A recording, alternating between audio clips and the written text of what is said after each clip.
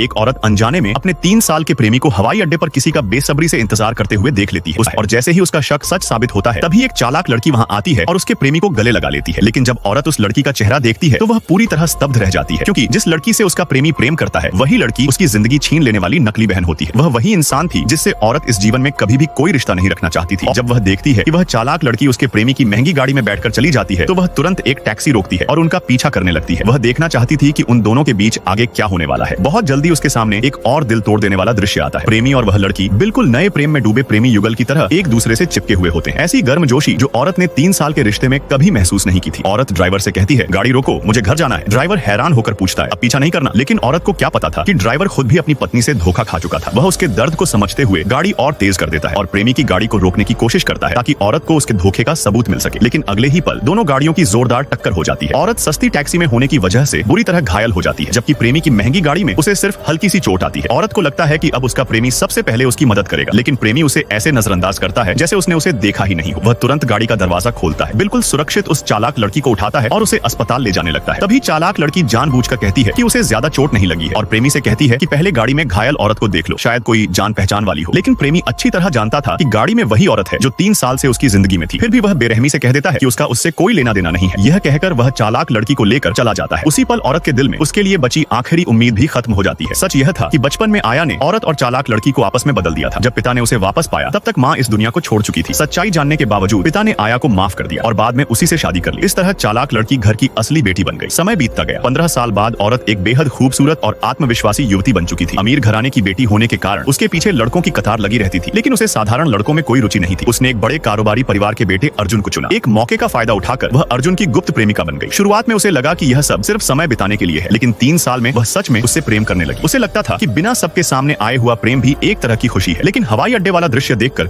उसे समझ आ गया कि अर्जुन के लिए वह सिर्फ एक खेल थी, जबकि चालाक लड़की उसकी सच्ची मोहब्बत थी। दुर्घटना के बाद जब औरत अस्पताल में होश में आती है तो अर्जुन वहां मौजूद होता है। जैसे ही वह उसकी ओर हाथ बढ़ाता है, औरत अपना चेहरा दूसरी ओर मोड़ लेती है। अर्जुन के शब्द उसके लिए सिर्फ दया बनकर रह जाते हैं। अगली सुबह उसे पता चलता है कि अर्जुन चालाक लड़की का कितना ख्याल रख रहा है, उसे खाना खिला रहा है, दवाइयां दे रहा है और एक पल के लिए भी उससे दूर नहीं जा रहा। यह सब देखकर औरत का मन पूरी तरह साफ हो जाता है। अब उसे सिर्फ अपना हक वापस लेना था। अगले दिन वह 3 बॉडीगार्ड्स के साथ घर लौटती है। सौतेली माँ उसे ताने मारती है, लेकिन औरत बिना कुछ कहे एक कीमती पुराना फूलदान तोड़ देती है। फिर दूसरा भी। वह कहती है कि जो कुछ भी उसकी माँ का था वह सब वापस लेगी, पैसा और हिस्सेदारी दोनों। पिता मना करता है तो वह उसे धमकी देती है। मजबूरी में पिता समझौते पर हस्ताक्षर कर देता है। रात के खाने के समय पता चलता है कि चालाक लड़की अपने प्रेमी अर्जुन को साथ लाने वाली है। जब दोनों आते हैं तो अर्जुन उसका पूरा ध्यान रखता है। औरत शांत बनी रहती है। चालाक लड़की उसे चिढ़ाती है, लेकिन औरत पलटकर कहती है कि उसके पीछे चाहने वाले फ्रांस तक कतार में खड़े हैं। जबकि चालाक लड़की खुद को दीवार से टकरा लेती है और सबके सामने इल्जाम औरत पर डाल देती है। पिता गुस्से में